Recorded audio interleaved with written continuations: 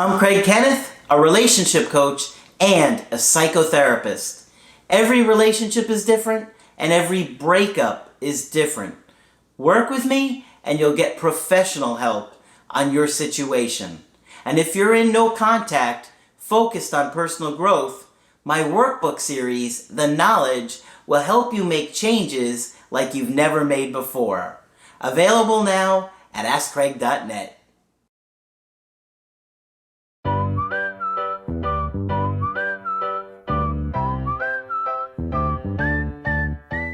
Hi there, I'm Coach Craig Kenneth. And I'm Coach Victoria. And today we're going to be talking about no contact versus radio silence. Ooh. Is there a difference? What is the difference? There is a difference. We're going to talk about that. I know many of you that are going through a breakup get so overwhelmed by all the different terms being thrown at you. No contact, radio silence, all these attachment styles. Yeah, all the attachment styles we're talking about, individuation. Then you've got goofy things like good reminder texts and handwritten letters. Reminds me of like Chris Farley dancing around, handwritten letter, right? It's so overwhelming. Yeah, so it can be overwhelming. And we're going to explain a little bit of the differences about what it is and maybe whether or not you want to use it for your situation. Because that's something we do discuss in the calls, but it is kind of case-by-case scenario because not everybody needs to nor wants to just go radio silent. What is it? Exactly. So technically in telecommunications, radio silence is a status to which all fixed or mobile radio stations are asked to stop transmitting for safety or security reasons. So this is normally a period of time where people search for SOS transmissions. And yes, I read the entire Wikipedia article on radio silence. It was actually very fascinating. In fact, it's actually a criminal offense to transmit during these periods of time. So the main difference as related to breakups is when your ex knows absolutely nothing about you. So it's this period of dead silence, intense silence where you completely disappear. They don't hear anything from you from your social media. They don't hear from friends and family about you. They don't hear from you directly. So it's pretty much staying under the radar. Yeah, so it's really important in some situations that it goes beyond not contacting your ex, the no contact that we discussed.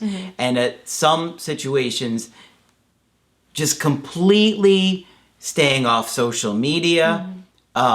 In some cases, that means not even just not posting on like Instagram or looking at stories, but even like going on like Facebook Messenger or some of the messenger services where they can see, oh, they're going on and off. Oh, I noticed they've gone on 15 times today. Because like you're doing it with your ex, which let's be honest, you are. They're going to look to see if you're going on and off. So you might want to stay off those apps completely, take them off your phone temporarily. If you're in a situation where you don't want your ex to see anything that you're doing.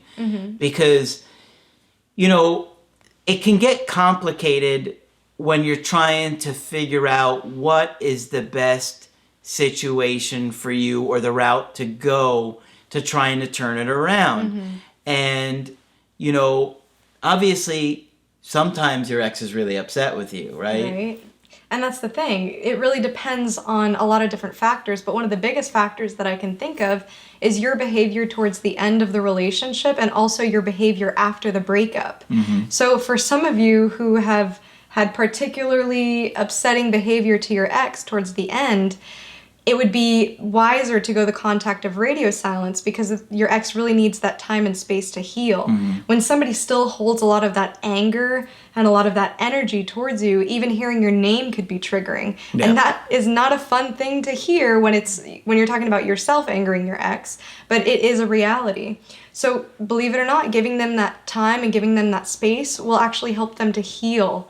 You want them to be able to process that anger with the distance from you. But how long? Right? Everybody's going to give you a different number. 30 days, 90 days. And this is what you'll hear. There's many people on the internet who have time limitations and restrictions on how much you should how the length of time that you should do radio silence for, or the length of time that you should do no contact for. We steadily hold the belief that there is no time restrictions on no contact, that it should be an indefinite amount of time. Yeah. And I know many of you do not want to hear this. However, people are very complex, and this is the reason why we believe this, that there is no magical time where a person after 30 days magically is like, oh, I'm interested in my ex again. Yeah, I think it's absolutely ridiculous that not only should you reach out after 30 days, but ignore your ex for 30 days. Because some people will say to ignore your ex.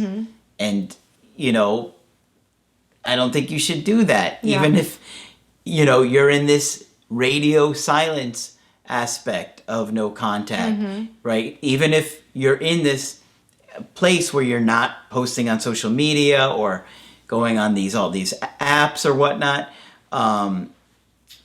you don't want to ignore them no matter what's going on. Unless you are in a situation where you're getting a lot of breadcrumbs and they're not respecting your boundaries. Right. Okay? But in many cases, I haven't heard from my ex in 4 months. Should I ignore that? No.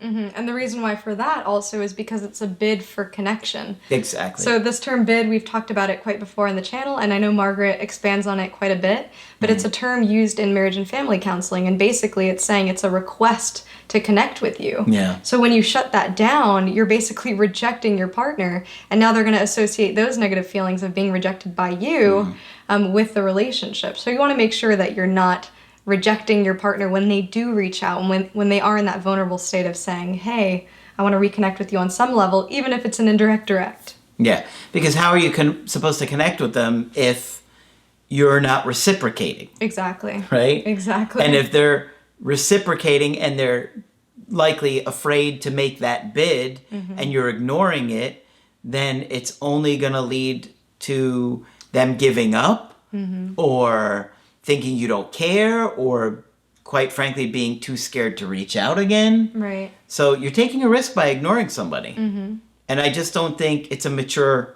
way of responding to somebody trying to communicate with you. Exactly. So the point of these two concepts is really to give your ex that time and space. So that's the commonality of both radio silence and no contact. So it's to spark their curiosity, whether you are posting on social media and it's maybe obscure or maybe not clear what you're doing, but you are posting. So it's not just, no contact or radio silence. There is a gray area of ambiguity. But all of this is to increase your ex's anxiety. And I know that sounds evil. Why would I want to cause my ex distress? But they broke up with you, so they need to experience the consequences of that. That's right. You're the one feeling that separation anxiety, but we really want it to be them to feel it. Because that ambivalence, as we've talked about a lot on the channel, also causes them to want to reconnect with you and causes them to reconsider the relationship. Yeah, so if you're constantly posting, and believe me, some of you, I can tell who's going through a breakup just by your posts on Instagram. Yeah. And I'm like, oh, geez. And you're not following directions or instructions. I can tell. If you're constantly posting, there's no mystery of where are you at, what are you doing. You don't always need to do that. But sometimes you do want them to wonder where you're at and what are you doing for a long period of time. But, that's why I'm saying it's not a set thing. It's not cut and dry. You kind of want to evaluate it for yourself and think about, how you want to go. Of course, we're most likely going to recommend no contact or no reaching out, but we're not always going to recommend you have to go radio silent. Right. And another thing to consider also is if you're posting on purpose to make your ex jealous. So many times this can be very obvious, even to your ex. That's a or great to point. their peers. I'm glad you brought that one up. Yeah, so you want to be very careful in the way that you post. There would be a way to do no contact to where you can make your posts kind of more ambiguous, but purposefully doing that, they will notice, and then they will know that you are trying to get back at them, and that's not in your favor either. Some of you that I know on Instagram, I know the minute you're trying to do it. I'll even message you guys, and some of you in the comments can admit it. I'll be like, you're trying to get your ex's attention, aren't you? Because I see right through it. When the girl's got this post like this, all perfect, spent 45 minutes just finding her pose. The other thing that's very funny is when you've seen those viral videos of the friend posing as a possible suitor. Oh, yeah. So it'll be like maybe a girl in a hoodie trying to look like a man, or like a guy wearing like heels or something. Yeah. You got to be careful doing that stuff. Yeah. It can backfire. Yeah. You know, using jealousy is a tricky thing. And I know a lot of you fantasize about doing it, and I get it. But in many cases, it could blow up in your face. So you got to be careful. I mean, I'm not going to lie. Sometimes I'm here in a situation and I'll say, I would in this case. But I'm also going to warn you and tell you, if you try this, you know, there could be repercussions. So it's your decision on what to do there. But, you know, jealousy does impact people. It does. It does. You just want to make sure that you're being mature about it. Oh, yeah. Sometimes you're just hurt and upset and you're trying to get them jealous, and it just makes the situation worse.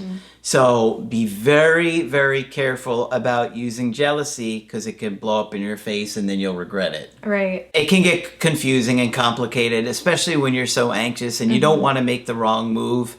And I tell you guys every day that I always consider what I would do in your situation before I recommend it, because I wouldn't want you guys to do anything that I wouldn't do myself.